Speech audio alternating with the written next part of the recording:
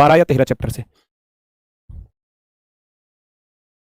देखो sitting arrangement के 2 question, एक ऑर्डर सीक्वेंस का था तो उसको भी सिटिंग अरेंजमेंट के अकॉर्डिंग मान सकते हैं, 2 सिलॉग्स के क्वेश्चन, 2 मैथमेटिकल ऑपरेशन के क्वेश्चन, 2 सीरीज के क्वेश्चन, 4 नॉन वर्बल से, 4 या 3 इस प्रकार से, है ना।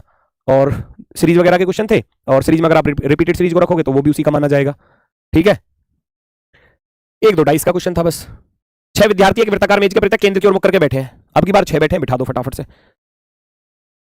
1 2 3 4 5 और 6। सबसे पहली लाइन में बोला गया है कपिल टिया के बाएं दूसरे स्थान पर है। कपिल जो है वो टिया के बाएं दूसरा, टिया का बायां पहला, दूसरा, कपिल चला गया यहां पर बड़ी आसानी से। कपिल टिया के बाएं दूसरे स्थान पर है।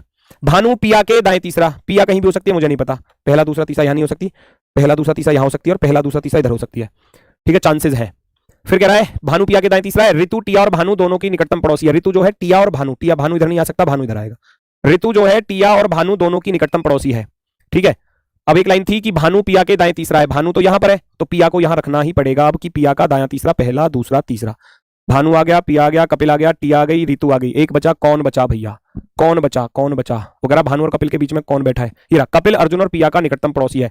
कपिल अर्जुन और पिया का निकटतम पड़ोसी, तो इसका अर्थ है कपिल और भानु के बीच में कौन बैठा है, अर्जुन बैठा है, अर्जुन। अर्जुन हो जाएगा हमारा राइट आंसर।